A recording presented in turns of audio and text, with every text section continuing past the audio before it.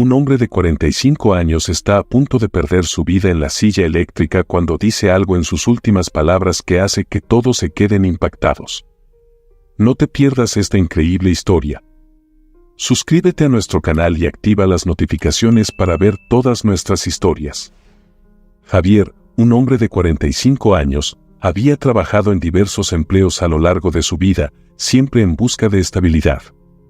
Sin embargo, su vida tomó un giro inesperado cuando consiguió un trabajo como jardinero en la casa de un juez reconocido, Bernardo. La oportunidad de trabajar en una residencia tan prestigiosa no solo le ofrecía un buen salario, sino también una cierta tranquilidad económica que no había experimentado antes. Los primeros días en su nuevo empleo fueron desafiantes pero gratificantes. La propiedad del juez Bernardo era extensa, con jardines que parecían sacados de una revista. Javier se dedicó a familiarizarse con cada rincón del lugar, conociendo las plantas y árboles que tendría que cuidar. Desde el primer momento, se sintió impresionado por la grandeza de la casa y el impecable diseño de los jardines. Sabía que su trabajo requeriría esfuerzo y dedicación, pero estaba dispuesto a dar lo mejor de sí. A medida que pasaban las semanas, Javier comenzó a conocer más a fondo a la familia. Bernardo, el juez, era un hombre serio y reservado. Siempre llegaba tarde a casa debido a sus obligaciones laborales. Aunque era respetado por su posición, Javier notaba en él una distancia fría, como si una barrera invisible lo separara de todos. En contraste, la esposa de Bernardo, Luciana, era una mujer amable y cordial, pero había algo en sus ojos que denotaba una tristeza profunda. Parecía cargar con un peso que no podía expresar en palabras, una melancolía que Javier percibía cada vez que cruzaban miradas. Pero la verdadera alegría de la casa era Belén, la hija de 7 años de Bernardo y Luciana. Belén era una niña llena de vida, con una energía contagiosa y una curiosidad insaciable. Desde el primer día, mostró un interés especial por Javier y su trabajo en el jardín. Con su risa cristalina y su entusiasmo, se convirtió en una presencia constante alrededor de Javier mientras él trabajaba. Ella lo seguía por el jardín, haciéndole preguntas sobre las plantas y los insectos, y Javier, encantado con su compañía, se tomó el tiempo para enseñarle todo lo que sabía. Un día, mientras Javier podaba un rosal, Belén se acercó corriendo con una flor en la mano. «Mira, Javier, ¿cómo se llama esta flor?», preguntó con sus grandes ojos llenos de curiosidad. Javier sonrió y le explicó con paciencia el nombre y los cuidados que requería. Esa fue una de las muchas ocasiones en que Belén se acercaba a él, buscando aprender y compartir momentos de inocente alegría. Javier comenzó a sentir un cariño especial por la niña, tratándola con el mismo afecto que hubiera tenido por una hija propia. Las interacciones entre Javier y Belén no pasaron desapercibidas para Luciana. Ella veía con agrado cómo su hija encontraba en Javier una figura paternal y protectora, algo que Bernardo, por su naturaleza distante, no podía ofrecerle. Luciana valoraba esos momentos en los que Belén, con su risa y vitalidad, parecía olvidar las tensiones y ausencias de su hogar. A pesar de las reservas de Bernardo, quien observaba con recelo la creciente cercanía entre Javier y su hija, Luciana permitía y hasta fomentaba esa relación. Para ella, ver a Belén feliz y rodeada de amor era lo más importante, y Javier se había ganado su confianza y respeto. Sin embargo, no todo en la casa del juez era alegría. Javier, con su aguda percepción, notaba que había más de lo que parecía a simple vista. Las frecuentes ausencias de Bernardo, la tristeza en los ojos de Luciana y las veces en que escuchaba discusiones acaloradas dentro de la casa eran señales de que algo no estaba bien. Javier mantenía su distancia, enfocándose en su trabajo y en la compañía de Belén, pero no podía ignorar las tensiones subyacentes. Los meses pasaron y Javier se integró cada vez más en la vida cotidiana de la familia. Su relación con Belén se fortaleció, y los momentos compartidos en el jardín se convirtieron en su refugio personal. La niña encontraba en Javier un amigo y confidente, alguien que le brindaba atención y cariño sin pedir nada a cambio. Para Javier, esos instantes de felicidad con Belén eran un bálsamo para su alma solitaria, un recordatorio de que su vida, aunque humilde, tenía un propósito y un significado profundo. Lo que Javier no sabía era que esa misma cercanía y afecto que había desarrollado por Belén pronto se convertirían en el centro de una tormenta devastadora, desatando una cadena de eventos que cambiarían su vida para siempre. Era un día como cualquier otro en la mansión del juez Bernardo. Javier llegó temprano, listo para comenzar su jornada de trabajo en el jardín. Mientras podaba las rosas y regaba las plantas, podía escuchar a lo lejos la risa de Belén, quien jugaba en el patio trasero. Javier siempre encontraba consuelo en la inocencia y alegría de la niña, y ese día no era diferente. Sin embargo, algo en el aire se sentía extraño. Luciana, la esposa del juez, estaba inusualmente callada, con una expresión preocupada en su rostro. Javier notó su semblante sombrío mientras ella observaba a Belén desde la ventana de la cocina. Decidió no preguntar nada, respetando la privacidad de la familia, pero no pudo evitar sentir una creciente inquietud.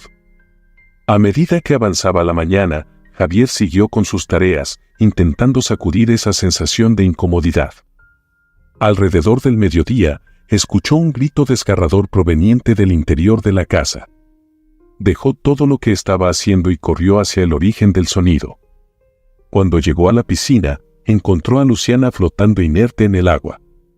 La imagen era devastadora, el agua cristalina teñida de rojo y la expresión de horror congelada en el rostro de Luciana. Antes de que pudiera reaccionar o pedir ayuda, Javier sintió una mano fuerte agarrándolo por el hombro. Era Bernardo, el juez, con una expresión de furia y desesperación. «¿Qué hiciste?», gritó, acusando a Javier de inmediato. Javier, atónito y sin palabras, intentó explicar que acababa de llegar, pero Bernardo no escuchaba. El juez estaba convencido de que Javier era el culpable. En medio de la confusión, se dieron cuenta de que Belén no estaba por ningún lado. La niña había desaparecido. Javier intentó buscarla, gritando su nombre mientras corría por el jardín y la casa, pero no había rastro de ella. La desesperación de Bernardo se convirtió en una furia incontrolable, y sin pruebas ni escuchar razones, llamó a la policía, acusando a Javier de secuestro y asesinato. Cuando la policía llegó a la mansión del juez Bernardo, el caos y la confusión dominaban la escena. Los oficiales rápidamente rodearon la propiedad y sin perder tiempo, comenzaron a investigar. Javier, todavía en estado de shock, fue inmediatamente separado del juez y llevado a un vehículo policial. Las acusaciones de Bernardo resonaban en sus oídos, y aunque intentaba explicar su inocencia, nadie lo escuchaba. Dentro de la comisaría, Javier fue sometido a un interrogatorio exhaustivo. Los detectives lo presionaron con preguntas duras, intentando encontrar cualquier inconsistencia en su historia. Pero Javier, aunque angustiado, se mantuvo firme en su versión de los hechos. No había cometido ningún crimen y no sabía qué había pasado con Belén. Sin embargo, la evidencia circunstancial parecía abrumadora. Las cámaras de seguridad lo mostraban saliendo de la casa minutos después de la muerte de Luciana y la desaparición de Belén, y su relación cercana con la niña fue interpretada como motivo suficiente para el secuestro. Mientras tanto, en los medios de comunicación, la historia explotó como un incendio descontrolado. Los titulares gritaban su culpabilidad y la opinión pública se volcó en su contra. Los periodistas lo retrataron como un monstruo, un hombre que había abusado de la confianza de una familia solo para destruirla desde adentro. La presión para que se hiciera justicia era inmensa, y la imagen de Javier fue destrozada ante los ojos de la nación. El juez Bernardo, utilizando su influencia y posición, aseguró que el caso avanzara rápidamente. No había espacio para dudas ni demoras, quería ver a Javier castigado por lo que creía era un crimen atroz. Los testimonios de vecinos y conocidos, que solo sabían de Javier por sus esporádicos encuentros, fueron distorsionados para pintarlo como una figura sospechosa y perturbadora. Durante su encarcelamiento, Javier fue puesto en aislamiento para su propia seguridad. La ira y el desprecio de los otros presos hacia un supuesto asesino de niños eran palpables, y las autoridades temían por su vida. Las paredes de su celda se convirtieron en su único refugio, un lugar donde el tiempo se detuvo y las esperanzas se desvanecían lentamente. En cada audiencia judicial, Javier fue presentado como el villano de una historia trágica. Su abogado, aunque competente, luchaba contra una marea de prejuicios y presión social. La falta de pruebas contundentes fue compensada por la narrativa emocional que los fiscales construyeron alrededor del dolor de Bernardo y la pérdida de su familia. Cada declaración, cada evidencia presentada, parecía sellar aún más el destino de Javier. A pesar de las circunstancias abrumadoras, Javier nunca dejó de proclamar su inocencia. En las pocas visitas que recibió de su abogado, reafirmaba su verdad con una desesperación tranquila. Pero con cada día que pasaba, la esperanza de una resolución justa se desvanecía y la realidad de su situación se volvía más insoportable. El juicio de Javier se convirtió rápidamente en un espectáculo mediático. Las cámaras de televisión capturaban cada momento, desde su traslado al tribunal hasta las tensas sesiones dentro de la sala de audiencias. Los periodistas competían por conseguir la mejor cobertura, y los titulares sensacionalistas continuaban moldeando la opinión pública. La nación entera estaba atenta al desarrollo del caso, y las expectativas de justicia eran inmensas.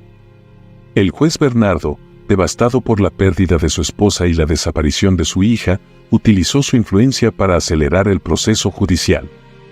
Quería ver a Javier condenado lo antes posible, y la presión sobre los fiscales y la policía era enorme.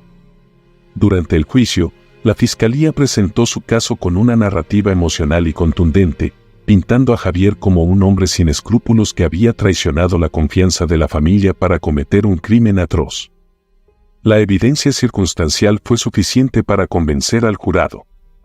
Las imágenes de las cámaras de seguridad, que mostraban a Javier saliendo de la casa poco después del asesinato de Luciana y la desaparición de Belén, fueron presentadas como pruebas irrefutables de su culpabilidad. Además, se mostraron mensajes de texto y correos electrónicos entre Javier y Luciana, que aunque no contenían nada incriminatorio, fueron interpretados como indicios de una relación inapropiada y un posible motivo. Los testigos llamados al estrado también jugaron un papel crucial. Vecinos y conocidos que apenas conocían a Javier ofrecieron testimonios que lo pintaban como una figura sospechosa y perturbadora. Incluso algunos de sus antiguos compañeros de trabajo, presionados por la atención mediática, exageraron sus declaraciones para no quedar como defensores de un presunto asesino. El abogado de Javier, a pesar de sus esfuerzos por presentar una defensa sólida, se enfrentaba a un muro de prejuicios y emociones. Intentó desmentir la narrativa de la fiscalía y demostrar que las pruebas eran circunstanciales y no definitivas.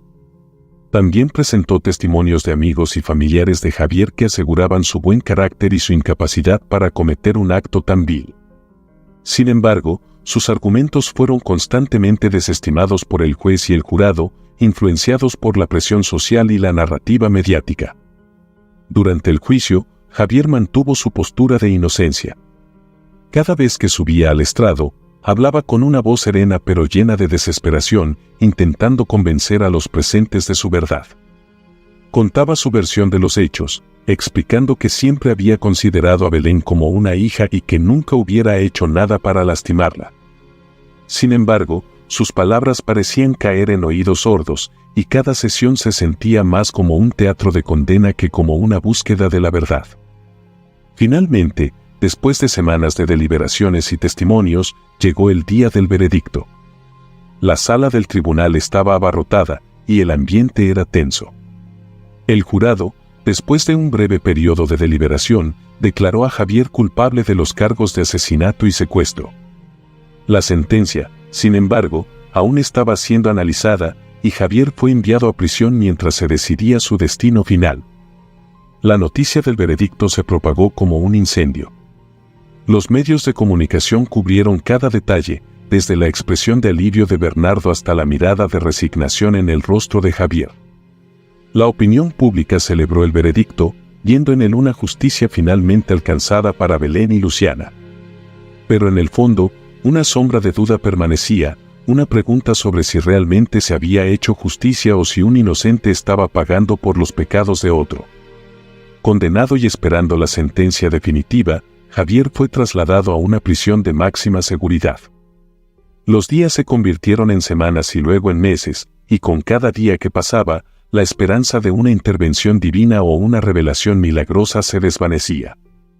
Sin embargo, Javier nunca dejó de clamar por su inocencia, manteniendo la fe en que algún día la verdad saldría a la luz y su nombre sería limpiado. El juicio mediático y el veredicto no solo destruyeron la vida de Javier, sino que también dejaron una profunda cicatriz en la sociedad. La justicia, en este caso, se había basado más en la percepción y la emoción que en la búsqueda de la verdad. Y mientras el mundo celebraba una justicia aparentemente alcanzada, Javier esperaba en su celda, convencido de que la verdadera justicia aún estaba por llegar. La vida de Javier en prisión fue un auténtico infierno. Desde el momento en que cruzó las puertas de la penitenciaría, se convirtió en el blanco del desprecio y la hostilidad de todos a su alrededor. Los otros reclusos lo miraban con odio, convencidos de que compartían su espacio con un monstruo que había hecho lo impensable. Javier pasó 8 largos años en prisión, viviendo un verdadero infierno y aguardando con esperanza que algún día se descubra al verdadero asesino de Luciana, madre de Belén, y al responsable del secuestro y desaparición de Belén. Durante todos esos años, la policía lo interrogaba incansablemente, insistiendo en que revelara el paradero de la niña. Cada vez que le preguntaban, Javier respondía con la misma firmeza: «Soy inocente, no le hice nada a Belén». Sin embargo, tras 8 años sin encontrar a Belén y sin nuevas pistas, la justicia decidió dar por terminada la búsqueda de la niña y señalar a Javier como el culpable máximo, condenándolo a muerte en la silla eléctrica. Esa tarde, recibió la visita del sacerdote de la prisión, el padre Miguel, un hombre de rostro sereno y ojos comprensivos. El sacerdote había conocido a Javier durante sus años de encarcelamiento y había sido un consuelo espiritual constante para él. Se sentó junto a Javier, con una expresión de compasión y empatía. «Javier», comenzó el padre Miguel con voz suave, «he venido a acompañarte en este momento difícil. ¿Cómo te sientes?». Javier suspiró profundamente, sus ojos reflejaban una mezcla de tristeza y resignación. «Padre, he pasado tanto tiempo esperando que la verdad salga a la luz. He rezado, he mantenido la fe, pero parece que todo ha sido en vano. Me duele saber que mi vida terminará sin que pueda probar mi inocencia». El sacerdote asintió lentamente, comprendiendo el dolor que Javier cargaba en su corazón. «La injusticia puede ser una carga abrumadora, Javier. Pero tu fe y tu dignidad, incluso en estos momentos, son un testimonio de tu fortaleza. ¿Hay algo que desees compartir, algún último pensamiento o sentimiento?». Javier miró al sacerdote, sus ojos llenos de lágrimas no derramadas. «Solo quiero que el mundo sepa que no fui yo.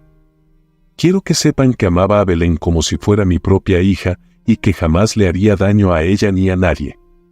He sido condenado por algo que no hice, y aunque mi vida termine mañana, deseo que algún día la verdad salga a la luz». El padre Miguel tomó la mano de Javier, apretándola con fuerza. «Javier, en tus últimos momentos, recuerda que Dios conoce la verdad. Y aunque los hombres puedan fallar en ver la justicia, la verdad divina siempre prevalece. Descansa en la paz de saber que tu corazón está limpio». Esa noche, mientras las luces de la prisión se apagaban, Javier se arrodilló en su celda y rezó con fervor. Su oración no era solo por él, sino también por Belén y su familia, por la verdad y la justicia que tanto anhelaba. Sentía el peso del mundo sobre sus hombros, pero también una extraña paz interior, sabiendo que había hecho todo lo posible para luchar por su inocencia. El día de la ejecución llegó con una sombría calma. El cielo estaba nublado, reflejando el ánimo sombrío que permeaba la prisión. Javier se levantó temprano, habiendo dormido muy poco, si es que había logrado conciliar el sueño en absoluto. La anticipación del fin le pesaba, pero se esforzaba por mantener la compostura. Los guardias llegaron a su celda, su presencia silenciosa pero imponente. Javier los saludó con una leve inclinación de cabeza, resignado a su destino. Lo esposaron y escoltaron por los largos y fríos pasillos hacia la sala de la ejecución. Cada paso resonaba en su mente como un eco de su inocencia no escuchada. Al llegar a la sala, Javier vio a través del vidrio a los testigos reunidos, periodistas, funcionarios y algunas personas que habían seguido el caso de cerca. El ambiente estaba cargado de tensión y expectativa. El sacerdote, el padre Miguel, estaba a su lado, ofreciéndole palabras de consuelo en esos momentos finales. Javier fue colocado en la silla eléctrica, sus manos y pies asegurados con correas de cuero. Respiró hondo, cerrando los ojos por un momento, buscando fuerzas en su interior. Cuando le preguntaron si tenía algunas últimas palabras, abrió los ojos y miró directamente a los testigos detrás del vidrio. «Soy inocente», dijo con voz firme y clara, «no hice nada de lo que me acusan. A pesar de todo, he mantenido mi fe en que algún día la verdad saldrá a la luz. Si mi muerte puede servir para que otros busquen la justicia verdadera, entonces que así sea. Espero que, donde quiera que esté Belén, ella esté segura y encuentre paz». Las palabras de Javier resonaron en la sala, causando un murmullo entre los presentes. La mirada de Javier se mantenía fija y decidida, su dignidad intacta a pesar de las circunstancias. El silencio se hizo aún más profundo cuando el oficial encargado de la ejecución se preparó para accionar el interruptor. De repente, el sonido de una puerta abriéndose de golpe rompió la tensión. Todos se giraron para ver a una joven entrar corriendo, con el cabello desordenado y una expresión de desesperación en su rostro. «¡Paren! ¡Paren esto ahora mismo!», gritó, su voz llena de urgencia. «Soy Belén. Javier es inocente». La aparición de Belén en el tribunal fue como un rayo que rompió el tenso silencio de la sala. Todo el mundo quedó paralizado al ver a la niña que todos creían muerta desde hacía 8 largos años. Los murmullos y susurros llenaron el espacio, mientras las miradas incrédulas se posaban sobre la joven, vestida con ropa sucia y desgastada, pero con una determinación inquebrantable en sus ojos. Belén se acercó al frente, sus pasos resonando en la sala mientras mantenía la mirada fija en Bernardo, su propio padre. La seguridad del tribunal intentó detenerla, pero su voz, fuerte y clara, los hizo retroceder. «Ese monstruo al lado de Javier es el verdadero asesino», exclamó, su dedo apuntando directamente a su padre. «Él mató a mi madre y me ha mantenido cautiva todos estos años». La revelación de Belén en el tribunal dejó a todos en un estado de shock absoluto. La sala, que había estado en silencio expectante para la ejecución de Javier, se convirtió en un hervidero de incredulidad y sorpresa. Las miradas se cruzaban, los susurros llenaban el aire, y el juez principal se encontraba momentáneamente sin palabras, tratando de asimilar la información que acababa de recibir. El juez, recobrando su compostura, golpeó su mazo para restaurar el orden en la sala. «Silencio», ordenó con firmeza.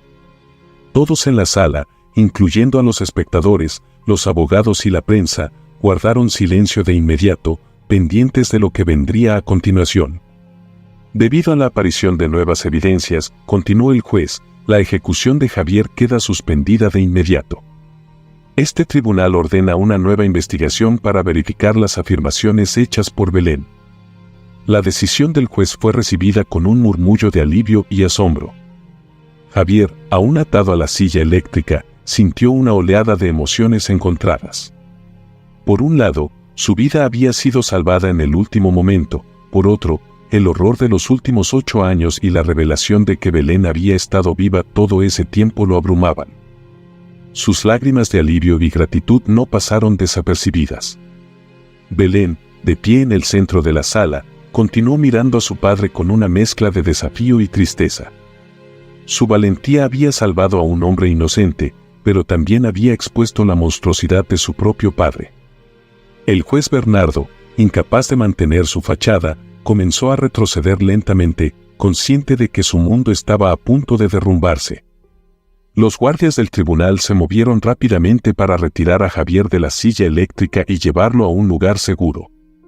La multitud, aunque conmocionada, no pudo evitar sentir una profunda empatía por el hombre que había sido injustamente acusado y condenado. Los reporteros capturaban cada momento, asegurándose de que el mundo entero conociera la verdad que había permanecido oculta durante tanto tiempo. El juez principal ordenó que Belén fuera llevada a un lugar seguro donde pudiera recibir atención y protección, lejos de la influencia de su padre. La policía comenzó a coordinarse para investigar las afirmaciones de Belén y buscar el cuarto oculto en la casa de Bernardo, donde había sido mantenida cautiva. Mientras Javier era escoltado fuera del tribunal, miró a Belén con una expresión de gratitud y asombro. La niña, a pesar de todo el sufrimiento que había soportado, había encontrado la fuerza para salvarlo. En su corazón, sabía que había sido bendecido con una segunda oportunidad para vivir, gracias al valor y la determinación de Belén. La suspensión de la ejecución de Javier no solo marcó un giro dramático en su vida, sino que también simbolizó un rayo de esperanza y justicia en medio de la oscuridad.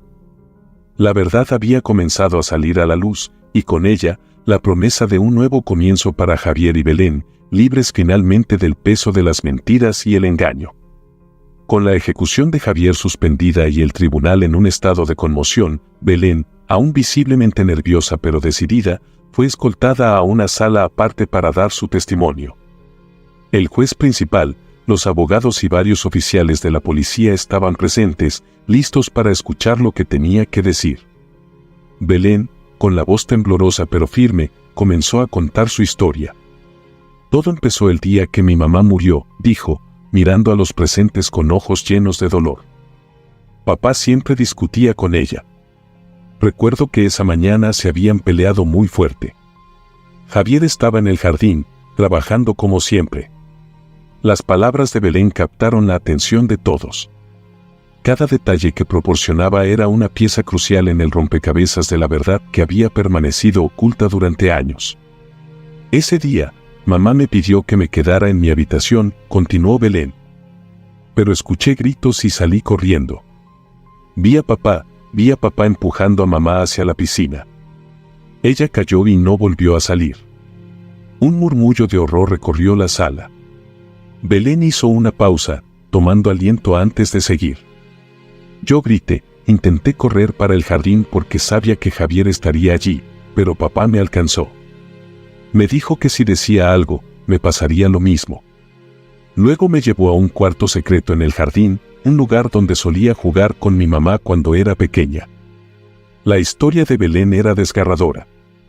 Relató cómo había sido mantenida cautiva en ese cuarto, viviendo con miedo y soledad. Su padre, Bernardo, había hecho todo lo posible para asegurarse de que nadie descubriera su secreto. Él me daba comida y agua, pero no me dejaba salir, dijo Belén, con lágrimas en los ojos. A veces me traía libros o juguetes, pero siempre estaba sola. Escuchaba a los jardineros y a los empleados de la casa, pero no podía pedir ayuda. Cada vez que intentaba gritar, me amenazaba. El impacto de sus palabras era palpable. Los oficiales de policía tomaban notas, y los abogados se miraban entre sí, conscientes de la gravedad de las revelaciones. El juez principal, con una expresión severa, asintió lentamente, indicando que Belén continuara. Un día, tuve un sueño, explicó Belén. Soñé con mi mamá.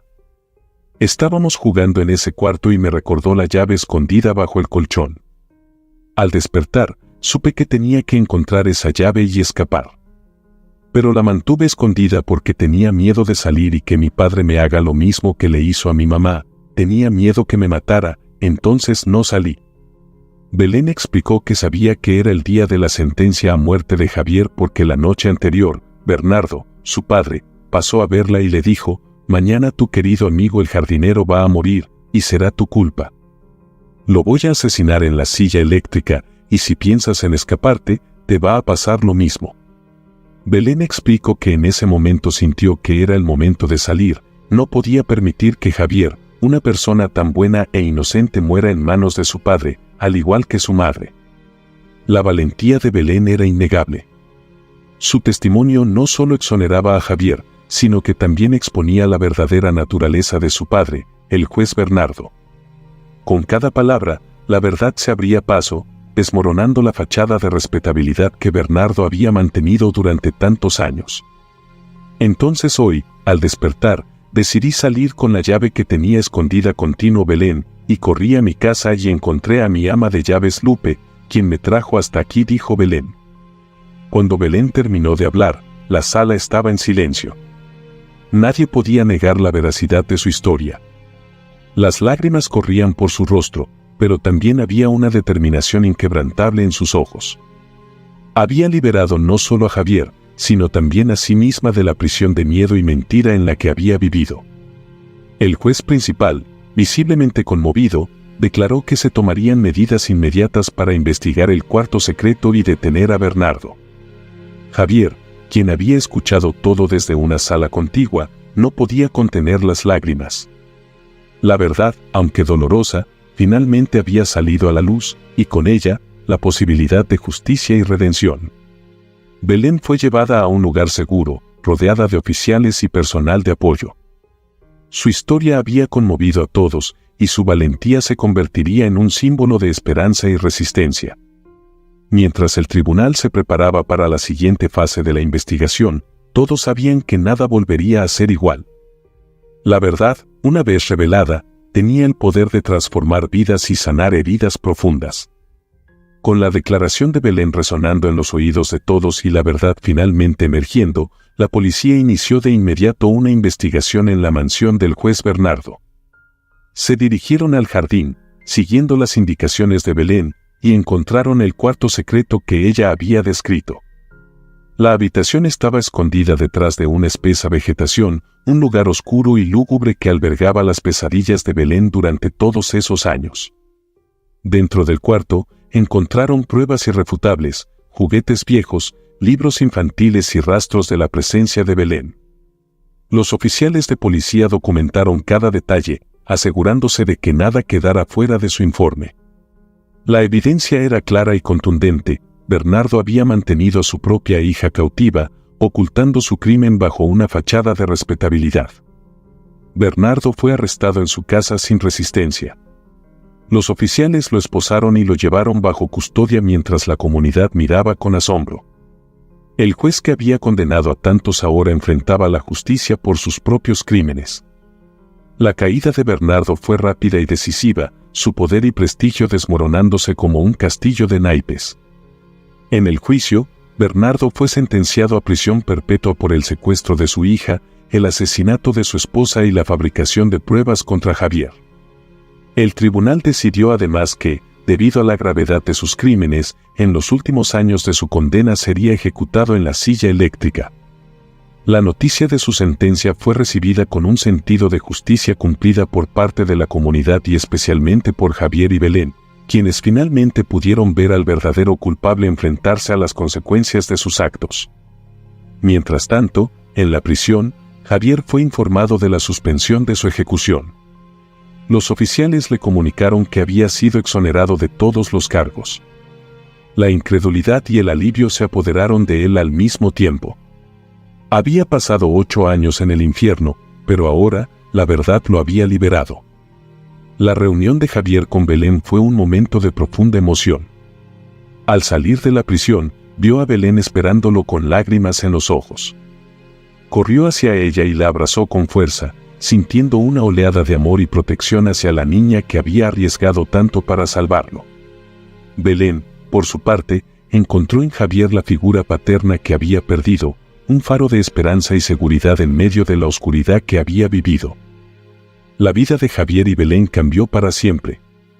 Javier fue recibido con el apoyo de la comunidad, quienes ahora veían en él a un hombre que había soportado una injusticia inimaginable. Belén, liberada de su cautiverio, comenzó a vivir una vida de libertad y alegría, asistiendo a la escuela y haciendo nuevos amigos.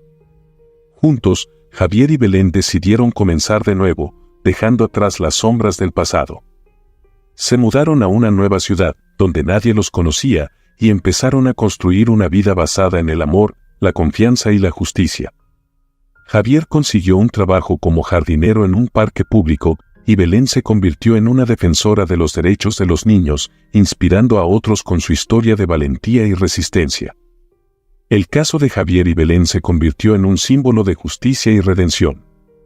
Su historia fue contada en libros y documentales, y ambos trabajaron para ayudar a otros que habían sufrido injusticias similares. La fundación que crearon en nombre de Luciana, la madre de Belén, proporcionó apoyo a víctimas de violencia doméstica y niños en situaciones de riesgo. La vida de Javier y Belén, aunque marcada por el dolor y la pérdida, encontró un nuevo propósito en la lucha por la justicia y la protección de los más vulnerables. La verdad había prevalecido, y con ella, la oportunidad de construir un futuro mejor. En cada paso que daban, en cada sonrisa compartida, demostraban que el amor y la verdad son más fuertes que cualquier adversidad y que siempre hay esperanza para un nuevo comienzo. La historia de Javier nos recuerda que la verdad y la justicia pueden tardar en llegar, pero siempre encuentran su camino. A través de años de sufrimiento y lucha, Javier mantuvo su inocencia y su esperanza. La valentía de Belén para enfrentarse a su propio padre y revelar la verdad no solo salvó la vida de Javier, sino que también restauró su dignidad. Este relato nos enseña la importancia de la perseverancia, la integridad y el valor de luchar por lo que es justo, incluso cuando todo parece perdido. Gracias por acompañarnos hasta el final de esta historia conmovedora. Si te ha gustado este video, no olvides suscribirte a nuestro canal y activar las notificaciones para que no te pierdas ninguna de nuestras historias. Déjanos tus comentarios y cuéntanos si alguna vez has vivido algo similar o qué te ha parecido esta historia. Tu opinión es muy importante para nosotros. Si deseas apoyar nuestro canal, puedes hacerlo a través del enlace en el comentario fijado. Hasta la próxima.